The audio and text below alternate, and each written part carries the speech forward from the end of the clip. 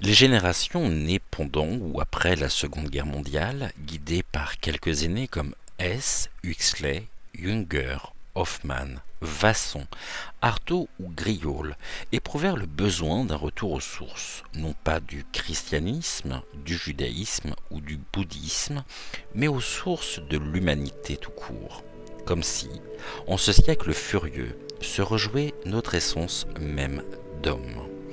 Elles s'y essayèrent souvent avec maladresse, en testant tous les états modifiés de conscience possibles, usant parfois de psychotropes puissants qui les jetèrent dans des univers intérieurs, dont leurs parents ignoraient jusqu'à l'existence, et où les meilleurs médecins ne s'étaient jamais aventurés autrement qu'en théorie ou par psychotique interposée. Là, par contre, les attendaient les chamans, en action depuis la préhistoire. Découverte, ces primitifs pouvaient nous enseigner des choses vitales à travers l'espace et le temps. Lascaux ou Chauvet, c'était déjà l'Homo sapiens et c'est encore, et toujours nous, quelque part au fond du ventre. L'art aborigène de réguler nos vies par les rêves, par le truchement d'ancêtres animaux, ne date ni d'hier ni de demain. Il est intemporel. On pourrait dire la même chose des rythmes africains, des danses balinaises ou de la calligraphie chinoise. Au-delà de son étymologie sibérienne, le mot chamanisme s'est mis à symboliser la base universelle de notre imaginaire animiste. L'écroulement des idéologies étroitement matérialistes dans les années 70 et 80 a accéléré cette recherche éperdue de nos racines anthropologiques. Il s'agissait de redonner du sens à la vie et de nous relier aux vivants, notamment aux humains et notamment à ceux du Sud, alors en pleine désillusion post-décoloniale et s'interrogeant sur leur culture d'origine face à la modernité. Les cul-de-sac écologiques et médicaux ont fini de nous convaincre de l'inanité de nos anciennes prétentions mécanicistes. Oui, il est devenu vital de réveiller en nous ce sens spontané du sacré qu'éprouve l'homme primitif à chaque instant, sans pour autant perdre les lumières de la lucidité individuelle, chèrement conquise au prix de la traversée des déserts de l'absurdité, qui ne diffère pas tant que ça de la surdité tout court. Le mouvement est lancé, il prend des formes extrêmement variées, souvent exaltantes, mais dont nul ne peut garantir la qualité a priori. Deux aspects au moins du travail de Maud Séjournon nous sont convaincus de publier son livre dans la collection Clé. Cette thérapeute, d'origine parisienne, mais l'essentiel de son aventure s'enracine chez les Indiens du sud des États-Unis, se situe dans une zone d'application tout à fait modérée des grandes retrouvailles primitives, futuristes, dont nous parlions à l'instant. Avec Maud Séjournon, on est assuré de n'avoir affaire ni à une secte, ni à la mise en œuvre de transes hypnotiques non contrôlées. En invitant ses patients à renouer avec ce qui anime les vivants, cette femme de raison s'adresse, pourrait-on dire, à l'honnête moyenne de nos contemporains en recherche d'eux-mêmes et de liens plus sains avec le monde. Tout ce que nous avons appris de son travail d'aide à l'épanouissement de la personnalité signalait des résultats constants et forts. Moyennement quoi, soyons clairs, il ne s'agit que d'un itinéraire parmi des milliers d'autres. Voilà, itinéraire d'une psychothérapeute à la fin du XXe siècle, ou plutôt au début du XXIe. Quand même, quelle époque! Tenez, juste un petit aperçu du genre de technique d'épanouissement dont il va être question dans ce livre. Une telle scène sera bientôt courante en nos contrées. Cela se passe dans un sous-sol à Paris, dans le 4e arrondissement. L'homme est allongé, les yeux fermés, il respire tranquillement. La chamane, Maud Séjournon, pour l'état civil, est assise à côté de lui.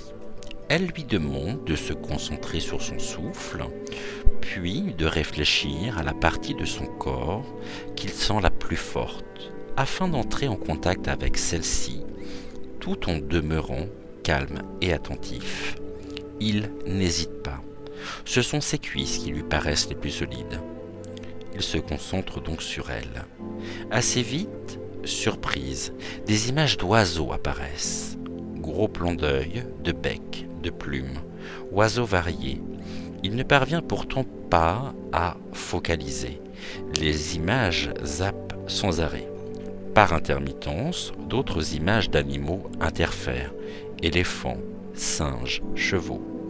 Mais c'est autour des oiseaux que, visiblement, quelque chose semble vouloir s'exprimer. Gros corbeaux noirs, hérons, dindons, paons, pigeons, moineaux, pélicans. Certains le font éclater de rire. Une fois ou deux, il a un soupçon d'aigle, mais n'ose le dire à la chamane. En fait, au commencement, il est déçu. Tout ce cinéma intérieur, il connaît ça par cœur depuis l'enfance. Il ne voit pas ce que ça peut lui apporter. La chamane lui conseille de parler à ces oiseaux, de les prier de bien vouloir se dévoiler. Il se force à le faire. Merci pigeon, merci corbeau, mais il ne se passe rien. Cependant, en reprenant régulièrement contact avec ses cuisses, il lui apparaît qu'il se produit peu à peu un élargissement du sentiment de force qu'au début, il n'éprouvait que dans ce bout de son corps. Progressivement, un bien-être confiant s'étend à toute sa partie dorsale, vers le bas, mollet, cheville, et vers le haut, bassin, rein, englobant ses épaules et l'arrière de ses bras dans le même feeling. L'impression, plutôt nouvelle pour lui, d'avoir des épaules d'athlète va jouer un rôle décisif dans la suite du voyage. C'est que maintenant, le sentiment de force qui a envahi tout son dos, des talons aux épaules, se mue inexorablement et délicieusement en l'impression qu'il est un immense oiseau. Il ne le voit pas, il est un oiseau, un volatile géant qui plane dans les hauteurs de l'atmosphère et qui contemple le monde. L'homme ne dit rien, mais la chamane sent bien quelque chose. Elle murmure. « Qu'as-tu à dire à cet oiseau-là » Ouch ! Brusquement, c'est évident, et les mots se bousculent.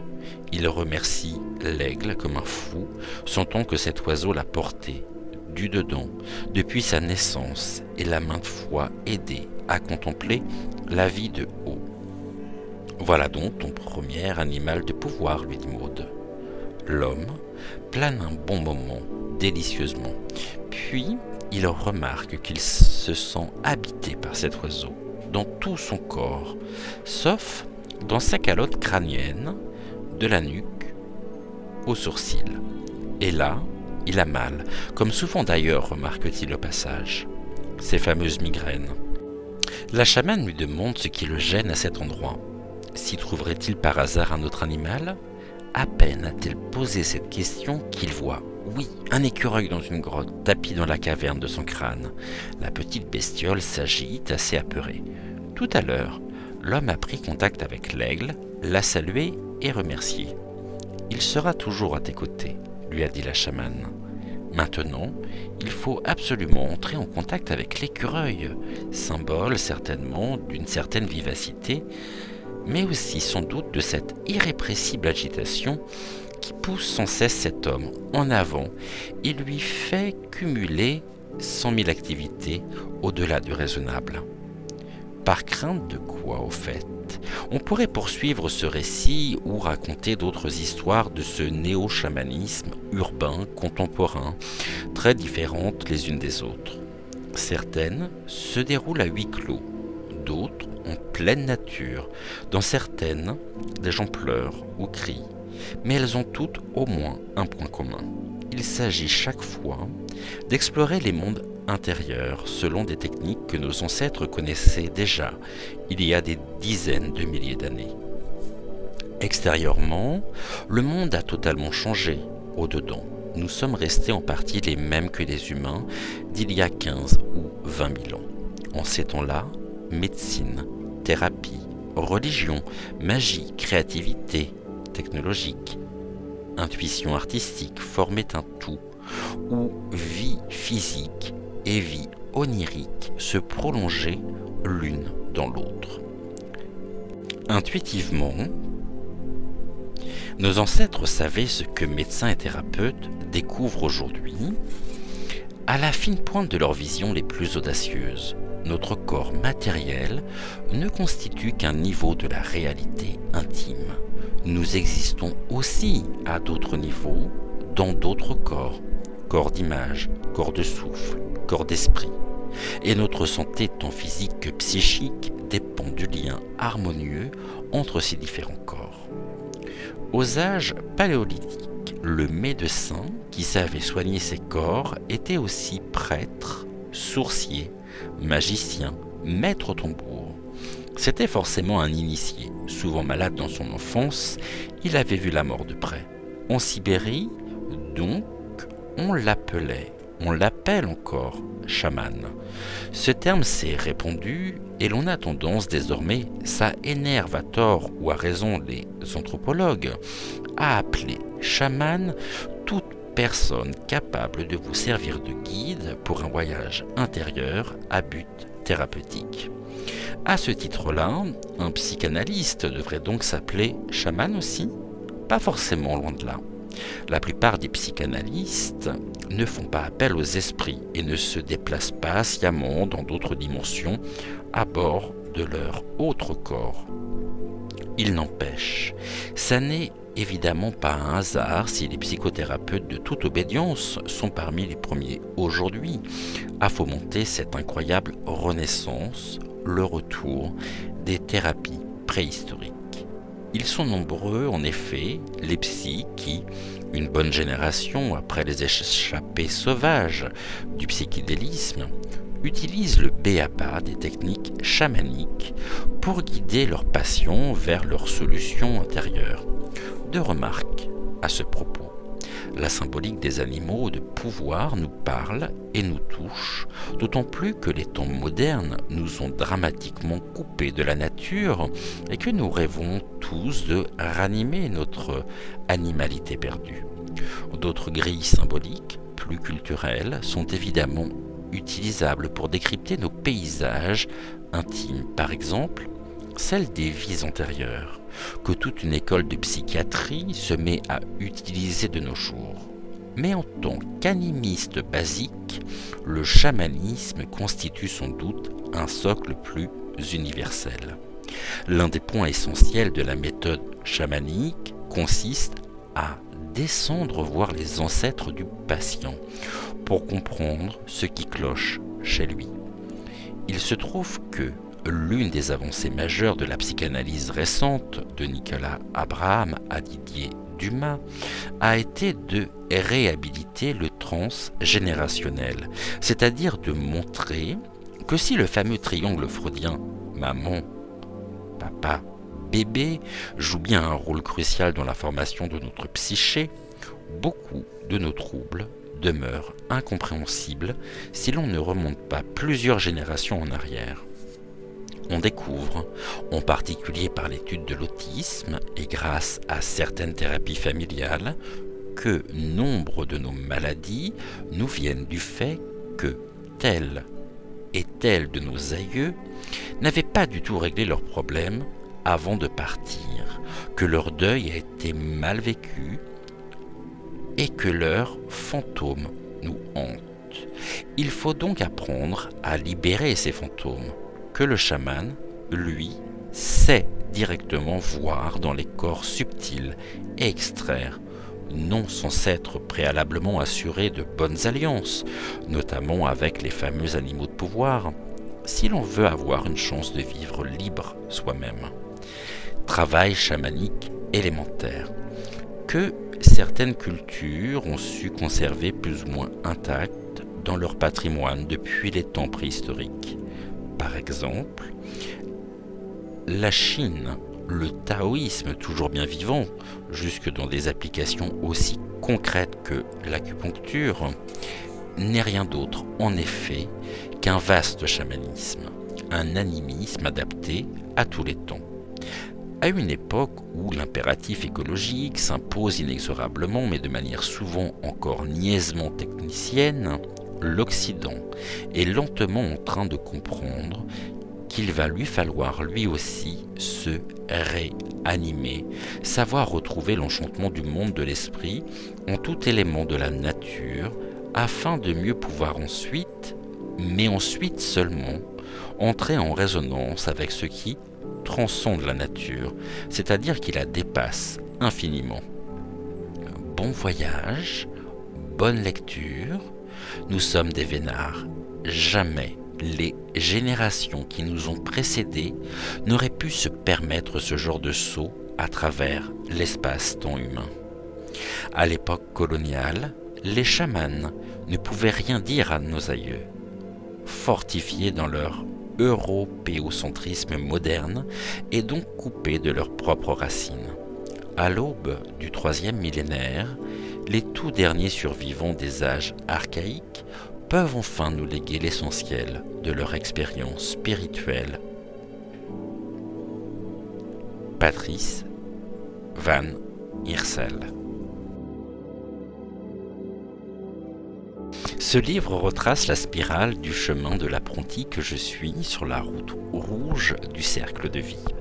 Venu du monde de la pensée cartésienne, j'ai découvert au Nouveau-Mexique un nouveau monde avec la culture indienne, la tradition chamanique et le nouveau paradigme de pensée tel qu'il se présente sous ses multiples aspects aux États-Unis. Tout d'abord, la culture indienne m'a fait redécouvrir l'être qui, en moi, se sentait issu de la terre et du soleil. La roue de médecine indienne m'a montré les directions qui donnent un sens à ma vie. Celle qui me parle de l'enfant et du sage, celle qui me mène à mon pouvoir de femme, celle qui me relie par les racines nouvelles que j'ai développées en ce pays sauvage et désert, à ma mère nourricière, la terre, et à mon père, le soleil. Les cérémonies et rituels amérindiens auxquels j'ai eu l'honneur de participer m'ont fait paradoxalement mieux comprendre ma propre culture d'origine. Ensuite, ayant connu la chance de recevoir une transmission chamanique qui confirma des dons de naissance, j'ai appris à utiliser d'anciennes techniques de ce qu'on appelle le chamanisme, qui est en fait la plus ancienne et universelle approche humaine de la guérison. Enfin, devenu psychothérapeute, hypnothérapeute, j'ai continué et continue à découvrir chaque jour et à intégrer les plus récentes approches de la nouvelle pensée qui ne cesse de découvrir des applications inédites pour faire évoluer notre conscience, particulièrement aux États-Unis. Mon souhait le plus ardent est de réussir à intégrer l'esprit des anciennes traditions à des formes adaptées à notre mentalité occidentale afin d'aider mes frères et sœurs de vie à retrouver leur vraie place dans ce monde qui nous entoure. Ce livre présente le fruit de plus de 10 années d'apprentissage, de réflexion et surtout de pratiques personnelles. J'y livre, telle quelle, la façon dont m'a été offerte cette cérémonie intérieure que je cherchais si désespérément. Il s'agit donc d'un voyage personnel non seulement au Nouveau-Mexique, mais à l'intérieur de nombreux autres mondes, tout aussi réels à mon sens. J'espère qu'il donnera à certains le goût de partir à la découverte de leurs propres univers, à d'autres la confirmation que ce qu'ils vivent, parfois au-delà du réel, n'est pas si irréel que cela. Il est temps d'ouvrir notre vision à l'infini que la science nous dit exister. Chaque chapitre comporte plusieurs parties. Dans la plus importante, écrite en caractères romains, sont exposés et commentés les faits, les croyances, les pratiques. Dans une autre partie, en caractère italique, je relate de quelle manière j'ai personnellement vécu le thème proposé dans le chapitre. Il s'agit généralement d'expériences où, je tiens à le préciser, intervient un état altéré de conscience qui fait basculer la perception sur un mode différent.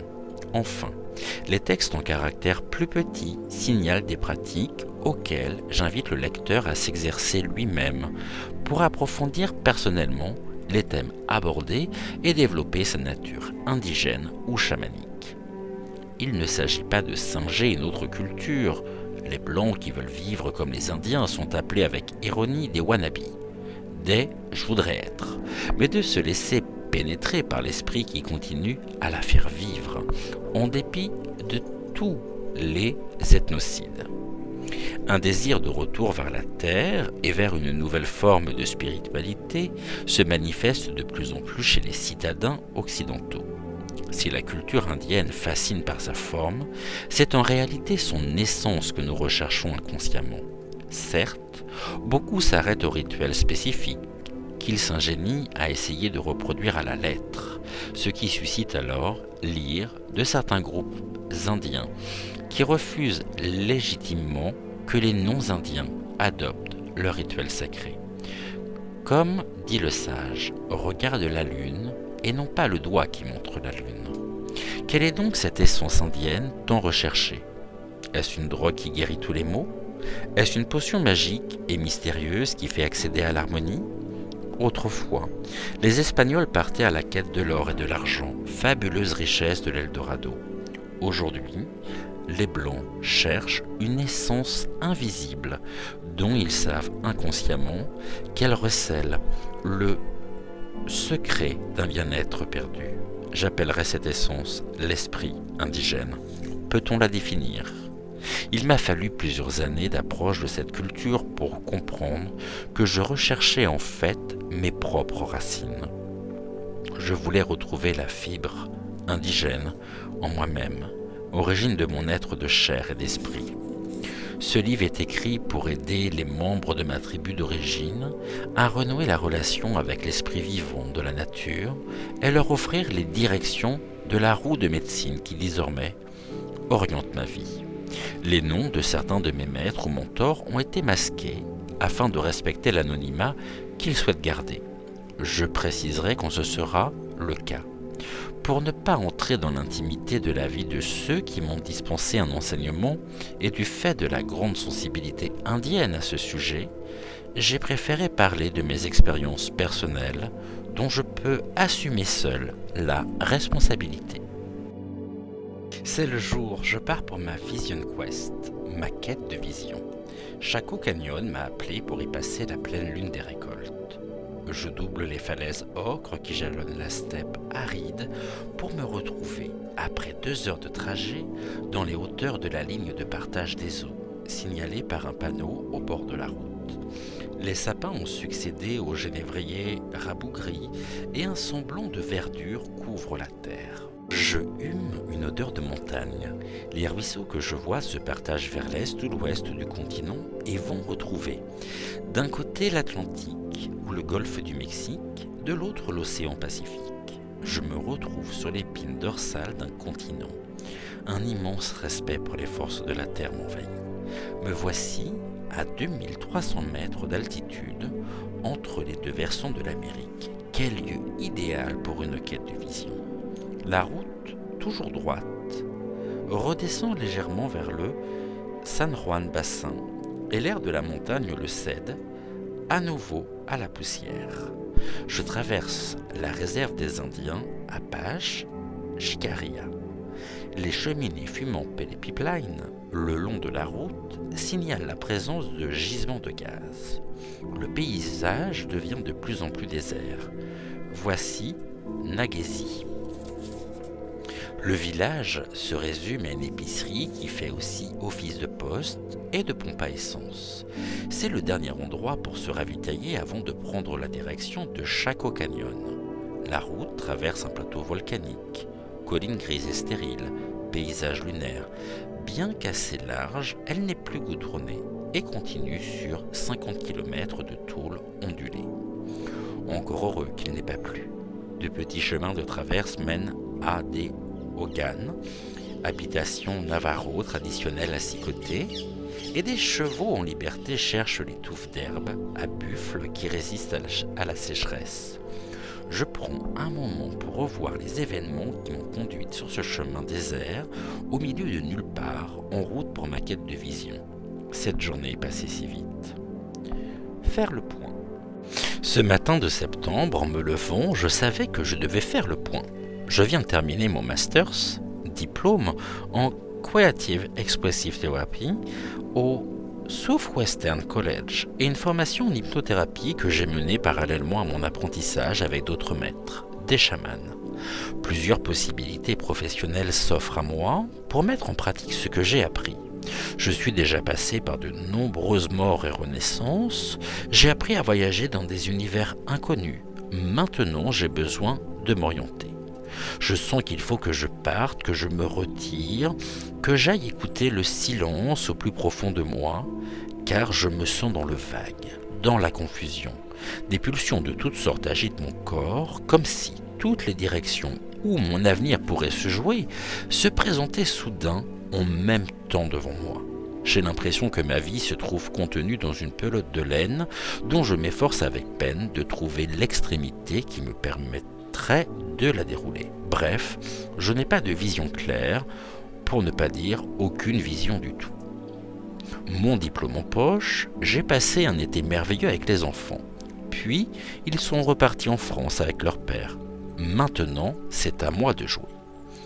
Tout l'apprentissage à travers lequel je suis passé ces dernières années est là, entassé, pêle-mêle dans le souvenir de mes expériences. Je ne sais comment mettre en pratique l'intensité et la densité de l'enseignement que j'ai reçu ces dernières années, tant par le biais académique que par mes rencontres et leçons moins conventionnelles. C'est aujourd'hui la Harvest Full Moon, la pleine lune des récoltes, celle qui est la plus proche de l'équinoxe d'automne, un moment très important dans le rythme des saisons pour la culture indienne. J'ai soudain senti qu'il était temps pour moi de partir pour la quête de vision que j'avais jusqu'à présent repoussée. J'ai entendu l'appel d'un lieu sacré, d'un lieu de pouvoir où je m'étais promis de me rendre lorsqu'il serait temps. 2 fois déjà, j'ai failli venir avant de renoncer. Je ne me sentais pas prête, mais aujourd'hui j'ai la sensation que le temps et le lieu sont entrés en face pour me faire entendre leur invitation. Le désir intense de me rendre là-bas pour la pleine lune s'est imposé comme une évidence. Sans attendre, j'ai chargé ma voiture. Matériel de base, tente, sac de couchage, matelas de mousse, vêtements de rechange, sans oublier mon nouveau petit réchaud pour les soupes et tisanes dont je m'abreuve le soir. Ajoutez à cela ma gourde, une pommade pour les lèvres et mon chapeau, plus quelques victuailles. À part l'eau d'un puits, il n'y a aucune ressource là-bas. Je suis prête. L'attraction de Chaco Canyon, le lieu sacré qui m'appelle pour cette quête des visions, est Chaco Canyon, à environ 3h30 de Santa Fe. J'ai toujours ressenti de l'attirance pour cette région du globe. Vers le XIIe siècle de notre ère, Chaco Canyon fut mystérieusement abandonné par ses habitants que les Navajos appelaient Anasazi, ce qui signifie les ancêtres. Après l'arrivée des Européens, l'ensemble de ce désert demeura sous domination espagnole, puis mexicaine, jusqu'en 1849. C'est alors que, dans la poussée Yonki vers le sud, une expédition militaro-scientifique découvrit de nombreuses ruines précolombiennes. Depuis, les fouilles n'ont jamais cessé. Il faut dire que l'on a rarement vu pareil trésor. Chaque année, de nouveaux sites archéologiques continuent à émerger. Chaco Canyon en fait partie. Le mystère subsiste quant à la fonction réelle de ce lieu situé à plusieurs centaines de kilomètres de tout cours d'eau important. Il semble cependant établi que de nombreuses tribus indiennes s'y rejoignaient régulièrement, arrivant de contrées aussi éloignées que le Mexique au sud ou les montagnes rocheuses au nord. On dit que la force tellurique, c'est-à-dire l'énergie vivante issue de la Terre, y est particulièrement puissante. J'ai l'impression que c'est cette force-là qui m'appelle aujourd'hui. Ce haut lieu pourra-t-il me faire découvrir ce que je cherche? Je traverse un grand wash, rivière très large et totalement sèche en cette saison, mais que les pluies d'orage peuvent remplir en quelques heures. Je remonte sur le plateau pour parvenir, quelques kilomètres plus loin, jusqu'au bord du canyon.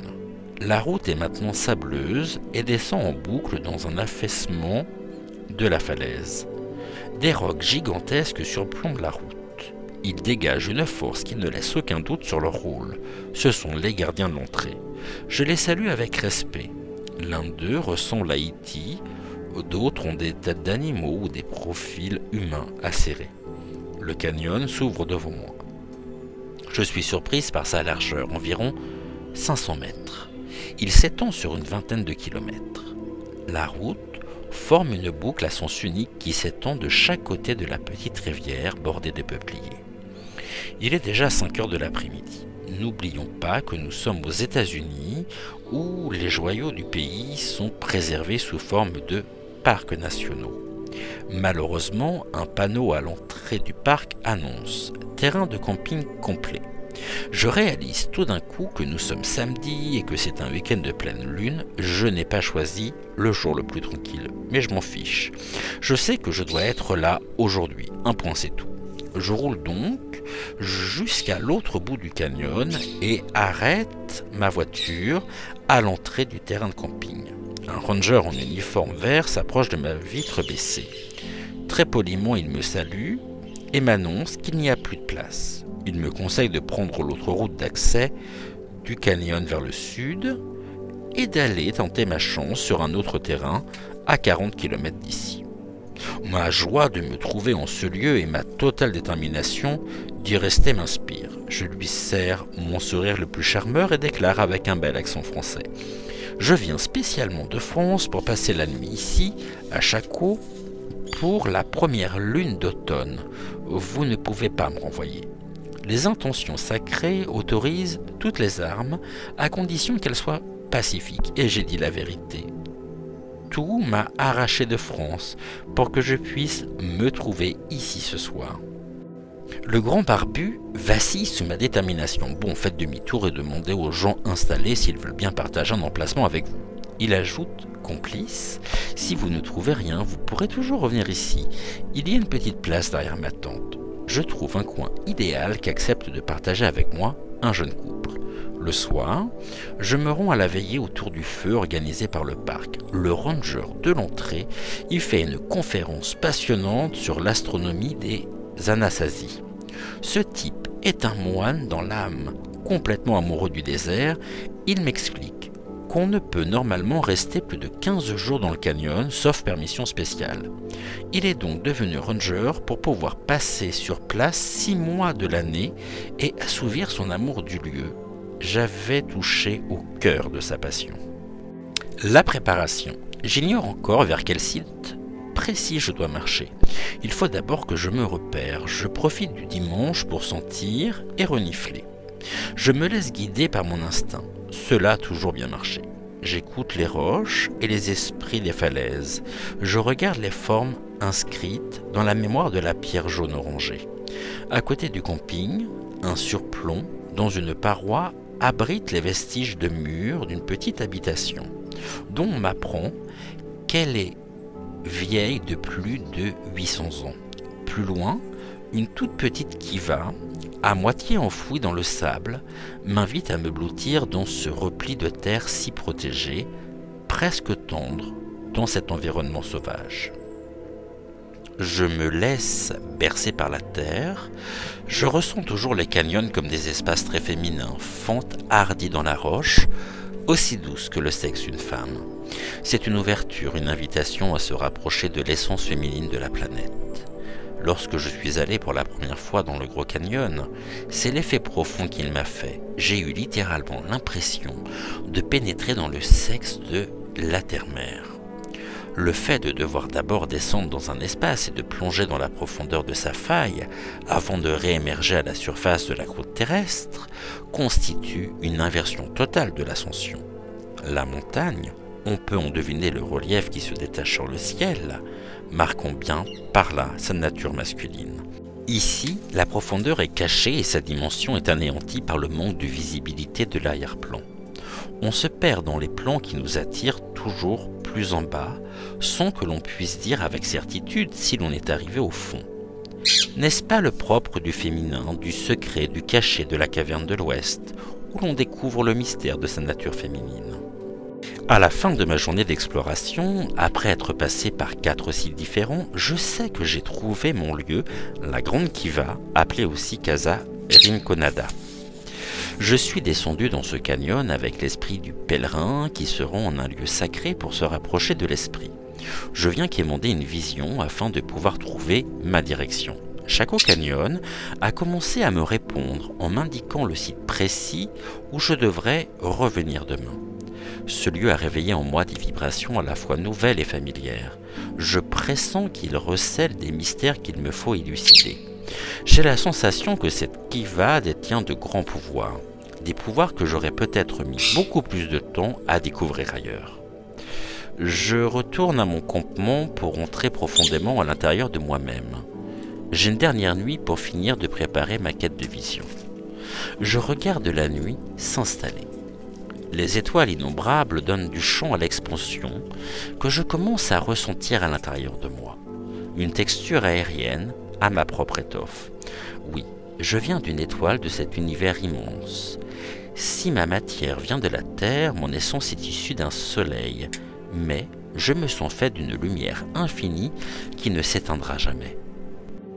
Bien au-delà de ces étoiles dont on m'a dit que certaines sont déjà mortes, bien qu'elles apparaissent encore trompeusement à nos yeux.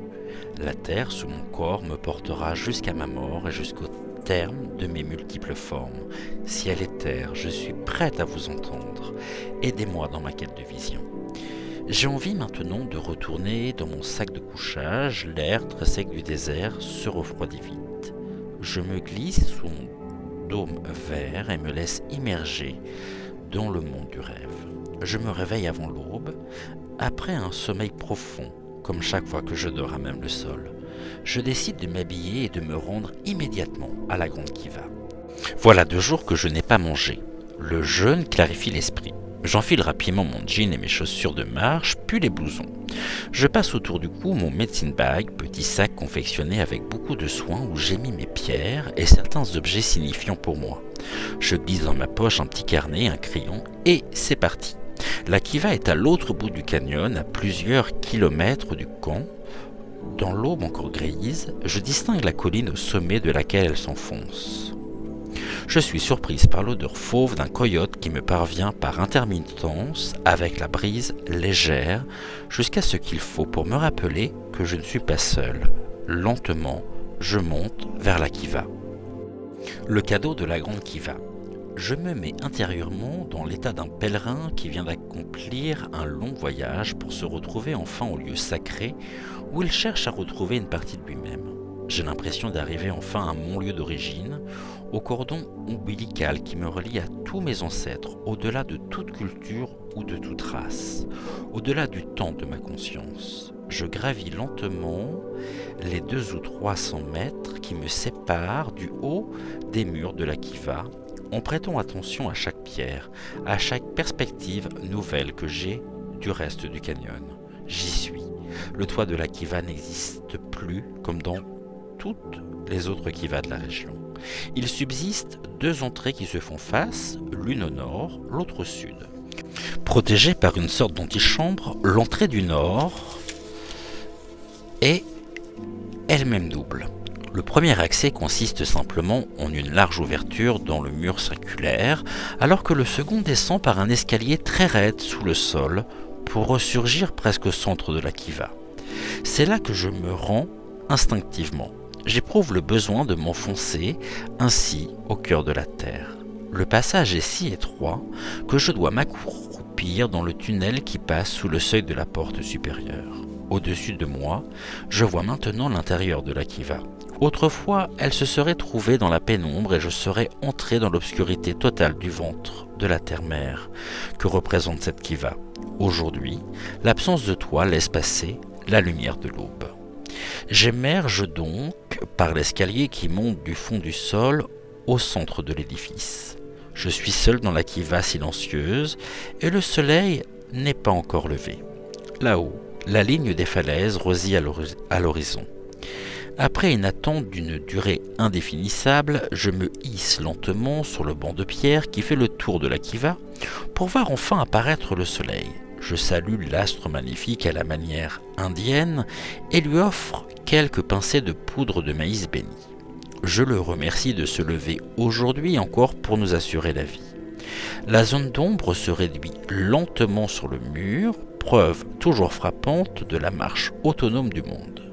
Je parcours en cercle la Kiva, me laissant tour à tour attiré par certains points particuliers. Enfin, Je me place en son centre, d'où je sens irradier le pouvoir de son cercle de pierre.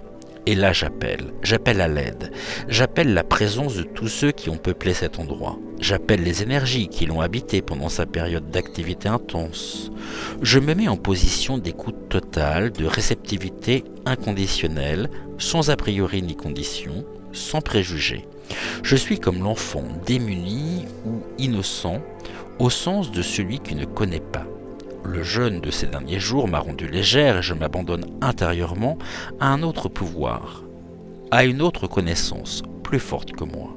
Je crie du plus profond de mon silence ma quête de clarté, de chemin, de direction. Où dois-je aller? Quelle est ma prochaine étape? Je me regarde et me reconnais sans direction, sans certitude.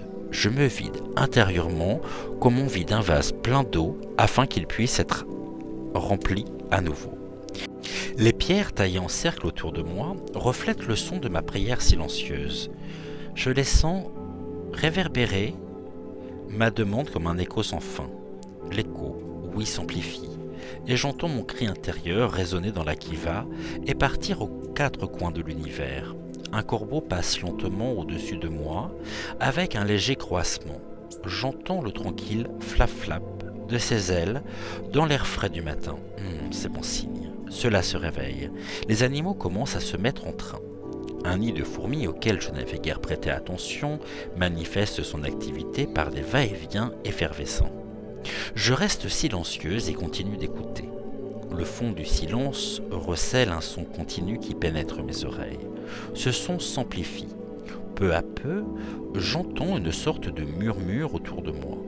La kiva semble lentement se peupler de dizaines, de centaines de formes humaines. Assis sur deux rangs, sur tout le pourtour de la kiva, ils sont ici, autour de moi, venus de loin, du sud avec leur visage cuivré, de l'ouest avec leur parure de coquillage, du nord avec leurs plumes d'aigle dans leur chevelure, et de l'est avec leur visage aux traits acérés. Une houle de murmures incompréhensibles monte dans la kiva. Je perçois à présent une véritable foule, dense, bigarrée, dans ses costumes et ses faces humaines. Ainsi, donc, Shako est bien un lieu de rencontre, un lieu de retrouvailles pour ces tribus si diverses qui sont revenues ici ce matin. Est-ce mon appel qui les a réveillés de leur long sommeil dans l'invisible? Je suis toujours là, au centre de la kiva, face à l'est. Soudain, au milieu du brouhaha, une voix retentit à mes oreilles, comme si quelqu'un parlait derrière moi. Elle couvre même le tambour que j'entends résonner depuis un moment. « Femme de la terre », dit la voix avec force, « nous t'accueillons ici dans cette kiva. » Je sursaute, je ne m'y attendais vraiment pas. Mes idées toutes faites. Tu as écouté depuis de nombreuses années ceux qui t'ont enseigné. Tu es venu de loin, toi aussi, pour être initié. Nous honorons ton courage et ta persévérance. Va, retourne dans ta tribu d'origine. Va, restaure l'harmonie chez les tiens.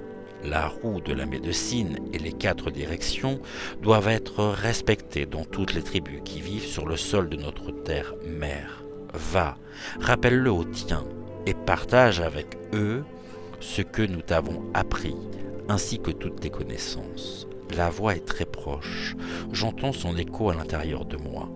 La présence des regards de ceux qui sont venus soutenir ces paroles est presque palpable.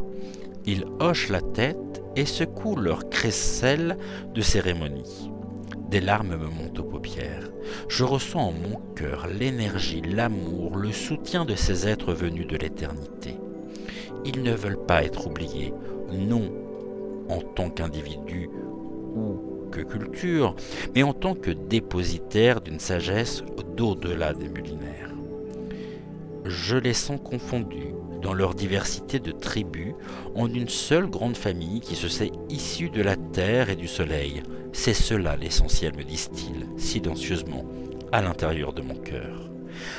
Un faucon à queue rouge attire mon attention. Il fait un long cercle autour de la kiva, puis s'élance vers l'est, comme pour me montrer le chemin. Je le suis du regard et prolonge ma vision jusqu'au continent qui s'étend dans cette direction au-delà des mers, l'Europe, la France, pays de ma tribu d'origine. Je pars aussitôt dans les forêts de mon enfance. Je vois les champs de blé ondulés, les flashs d'églises dans les plaines d'Île-de-France. Je distingue les côtes rocheuses de Bretagne, les garrigues du Midi. Je sens mon cœur battre comme quand on se souvient d'un amour encore vivant. Lorsque mon attention revient vers la Kiva, les images se dissipent. Poncos, colliers de turquoise, parures de plumes, boucles d'oreilles de cuivre se fondent en une masse indifférenciée qui finit par ne plus former qu'une couronne de présence vibrante, une grande vague qui est à la fois son, image et mouvement m'enveloppe de son onde irrésistible et m'emporte. Au centre de la Kiva, je perçois maintenant la roue de médecine. La roue de médecine est la cosmologie indienne basée sur les lois de la Terre et du cosmos. En son cercle sans limite, elle contient l'univers entier. J'ai travaillé des heures, des jours, des semaines, des mois dans les différentes directions de cette roue. Elle m'a déjà enseigné tant de principes sur la vie, sur le temps, sur le changement, sur moi-même, sur mes rapports au monde. Et maintenant, je suis là, au point central qui contient toute la roue et l'ensemble des directions qui en partent. La roue m'enveloppe. Je suis dans son univers et en même temps, je la porte en moi comme un enfant prêt à naître. Auparavant, j'étais dans la roue. Maintenant, je suis la roue elle-même. Tel est l'immense cadeau que je reçois ce matin. Je reste là, hébété, ou plutôt exalté, en tout cas abasourdi. Le rebord de l'un des hôtels du milieu de la Kiva m'offre un siège providentiel. Je respire à grandes goulées. Mon corps tremble, comme s'il avait reçu une charge d'énergie bien supérieure à ce qu'il porte habituellement. La Kiva se remplit du soleil qui monte à présent au-dessus de l'horizon. Je remercie les esprits de tous ceux qui habitent cette Kiva et le canyon tout entier. Je rends grâce à mes hôtes pour leur message. Je déborde de gratitude, mais les esprits sont repartis. Il est temps de redescendre dans le canyon. La vision que j'avais demandée m'a été donnée. Je vais maintenant devoir réfléchir, méditer sur ce qui m'est arrivé. Je sais qu'il est essentiel, lorsque l'on a été honoré d'une vision, de la suivre et de la faire vivre. Notre équilibre et notre bien-être reposent sur la manière dont nous allons à notre tour l'honorer en la mettant en pratique. Pour moi, le vrai travail va enfin commencer. La quête de vision au quotidien. Innombrables sont ceux qui, avant moi, ont fait leur quête de vision. J'ai simplement suivi la même intention qu'eux, même si ma forme était pour sûr infiniment moins rude que la quête de vision rituelle des Sioux. Ce rituel traditionnel consistait à se retirer dans la nature, une montagne, une caverne, un désert, pour obtenir une vision qui puisse servir de direction à la personne. Parfois, celle-ci était capable de comprendre sa vision ou de l'interpréter toute seule. Parfois aussi, il fallait que les anciens ou le chaman l'aident à en trouver le sens. Un certain accompagnement était toujours nécessaire, au moins au niveau psychique et émotionnel. Le jeune homme commençait par le rituel de purification, de la tente de sudation ou de l'inipi avant de venir s'asseoir parmi les anciens qui le préparaient à sa quête et lui donnaient l'assurance qu'il accompagnerait son geste par leur prière et leur vigilance. Puis, il l'emmenait sur le lieu sacré qui était parfois un trou creusé dans la terre en haut d'une colline où il restait 4 jours entiers, sans manger ni boire, nu avec une simple couverture. Certains restaient plus longtemps. Les femmes aussi pouvaient faire leur quête de vision, mais celle-ci ne durait que 2 jours. Il a été toujours reconnu que les femmes étaient plus près, par nature, du monde de l'esprit. La Anblecheia se déroulait au moment de l'adolescence, lorsque la jeune personne cherchait le sens qu'elle donnerait à sa vie. Ce rite de passage lui permettait de se confronter avec sa peur, avec sa part d'ombre et de vérifier que le secours pouvait lui venir de sa capacité à se mettre en rapport avec des énergies au-delà d'elle-même, au-delà du connu. Comme le dit le visionnaire Lakota Lamédir, Implorer une vision est le début de toute religion. Il faut avoir soif d'un rêve qui vienne d'en haut. Sans cela, tu n'es rien, je le crois. C'est comme les prophètes de votre Bible, comme Jésus en train de jeûner dans le désert, attendant sa vision, comme nous, Sioux, pratiquant notre Anblecheya. L'homme blanc a oublié tout cela. Dieu ne lui parle plus dans un buisson ardent, et même s'il le faisait, l'homme blanc n'y croirait pas. Ils appelleraient cela science-fiction. Vos prophètes allaient dans le désert pour implorer un rêve, et le désert le leur donnait. Mais l'homme blanc d'aujourd'hui a transformé sa religion et lui-même en désert. Le désert de l'homme blanc est un lieu sans rêve ni vie. Rien n'y pousse. Pourtant, l'esprit de l'eau est toujours là pour rendre à nouveau le désert verdoyant. En fait, il est possible de pratiquer ce rituel à tout moment au cours de sa vie. Lorsqu'on sent que l'on a besoin de changer le cours de son fleuve personnel, cette possibilité est ouverte à chacun d'entre nous. Il est des époques où l'on a besoin d'une impulsion nouvelle, d'une inspiration. Le train-train de la vie quotidienne ne permet pas de se recueillir suffisamment pour pouvoir écouter la voix intérieure qui nous montrera la voix extérieure. Il est bon aussi de partir en quête d'une vision de manière régulière, afin d'être reconfirmé dans son chemin intérieur, surtout lorsqu'on ne sait plus où l'on va. Il est même indispensable de le faire à ces époques charnières que les Indiens appellent changement d'âge, au début de l'adolescence, avant de se marier, lorsque les enfants grandissent et quittent la maison, à l'âge de la retraite. Pour mener à bien ce rituel, il n'est pas forcément nécessaire de se mettre dans les situations extrêmes des Indiens d'autrefois, habitués à vivre dans la nature dans des conditions beaucoup plus rudes que celles que nous connaissons à l'heure actuelle. Se retirer dans un coin de campagne, dans un monastère bourguignon ou un gîte rural du Périgord, voire sous une tente dans le pré le plus proche de chez vous, peut se révéler suffisant. Je parierais que passer simplement 2 ou 3 jours dans ces conditions, tout seul, en silence, sans cigarette ni télé, avec seulement un cahier pour écrire et une nourriture simple, de l'eau claire, constitue une épreuve intense pour beaucoup de nos frères citadins habitués à une bousculade permanente. Une autre manière de vivre la quête de vision est de pouvoir s'offrir régulièrement un jour entier de repos total, comme savent le faire les Juifs traditionnels.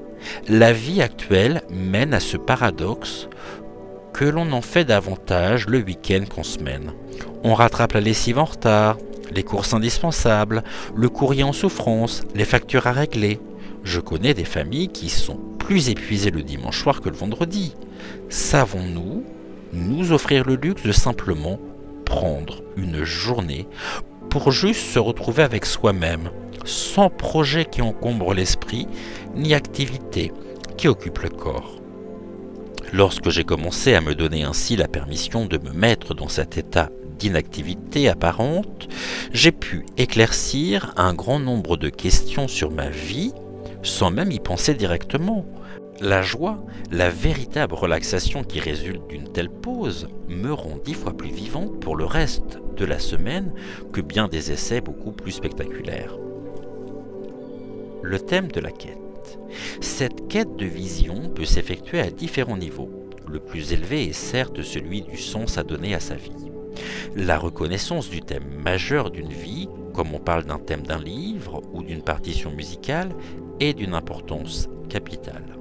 Beaucoup de ceux que je vois déprimés sont ceux qui sentent confusément qu'ils sont bien loin de leur thème personnel. Ils sont malades de ne pas être en communication vivante avec leur âme. A l'inverse, la plupart des gens heureux sont en rapport, au moins inconsciemment, avec leur thème de vie. Il arrive même que celui-ci se poursuive à travers plusieurs générations. C'est le sens des blasons et devises nobiliaires qui donnent le thème de vie de toute une lignée, chaque génération le déclinant à sa manière. Le drame peut alors survenir si, à un certain point de l'histoire d'une lignée, un individu ressent le besoin de développer un thème différent de celui de sa famille. Il devient le mutant qui peut se transformer en bouc émissaire. L'important est pourtant qu'il vive son chemin personnel, sa famille et la société tout entière pourront bénéficier de ces expériences nouvelles. Si le thème de vie personnelle est la manifestation de notre essence ou de notre âme, je pense que la dépression, maladie rampante de notre société, est la manifestation de la non-conscience de ce thème, ou bien l'incapacité à le mettre en action. Voilà peut-être la maladie essentielle, le mal à l'âme de notre société. La quête de vision est une manière de retrouver son âme, la partie spirituelle de l'être que les religions traditionnelles ne savent plus toujours faire vibrer. Je m'étais toujours demandé en quoi consistait le sacrement de confirmation dans la religion catholique. Je n'avais pas compris grand-chose à ma propre confirmation. En fait, je réalise maintenant que c'est sans doute le sacrement le plus mystique, car c'est celui qui nous relie vraiment à l'esprit. Et c'est la tradition indienne de l'initiation des jeunes qui m'a éclairé sur son rôle. Ici, je vois en effet un parallèle entre les traditions sioux et catholiques. Les cérémonies se passent à peu près au même âge, 12-13 ans, de même que l'on attend dans la quête de vision la manifestation tangible de l'esprit. La confirmation évoque l'Esprit Saint qui descend sur les confirmés, préalablement oints sur le front d'une huile consacrée par un ancien, l'évêque. Le rituel est puissant, mais est-il compris dans ce sens d'une confirmation de l'être menant à une vision personnelle? Cela dit, même si l'on a la chance de connaître le sens général de sa vie, il peut arriver qu'au fil des années, on perde le tracé de la route, d'un chemin bien dessiné qui nous menait dans la forêt. On est progressivement passé à un sentier mal défini qui se perd à présent dans les broussailles. Il devient alors important de se réorienter, de remettre à jour la carte qui pourra de nouveau nous placer sur la bonne route. On peut pousser le principe plus loin encore et apprendre à utiliser chaque voyage, chaque changement d'environnement, chaque déplacement ou chaque attente, dans la salle d'attente d'un médecin, lors d'un voyage en train, pendant un simple après-midi à la campagne, pour se recentrer et interroger les esprits dans l'attente d'une image, d'une intuition, d'une nouvelle perspective. La quête de vision n'est plus alors un rituel ou une méthode particulière, elle devient un art de vivre. Je vous propose de considérer ce livre tout entier comme une préparation pour votre quête de vision personnelle.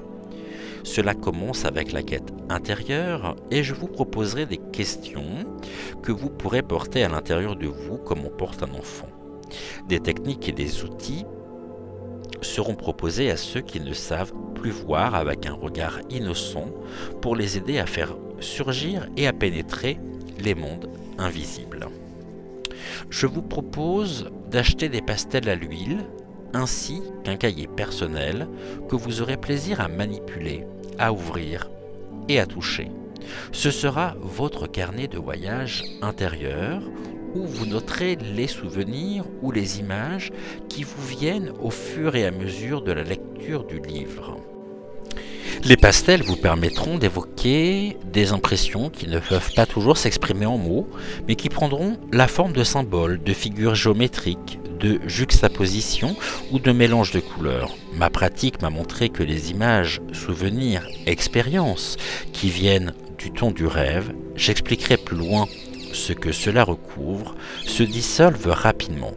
En général, si je ne prends pas de notes dans les 2 jours qui suivent une expérience chamanique ou une session avec une personne, session que je vis la plupart du temps dans le domaine du rêve ou de la seconde attention, j'oublie ce qui s'est passé.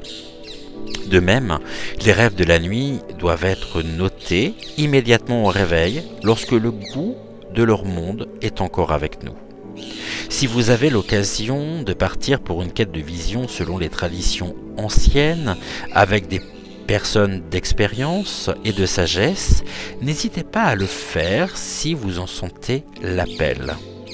L'expérience restera avec vous jusqu'à vos derniers jours. Mes travaux pratiques vous aideront à redécouvrir votre nature indigène, votre relation intime avec le cosmos et avec l'environnement et, éventuellement, vos dons chamaniques, si telle est votre voie.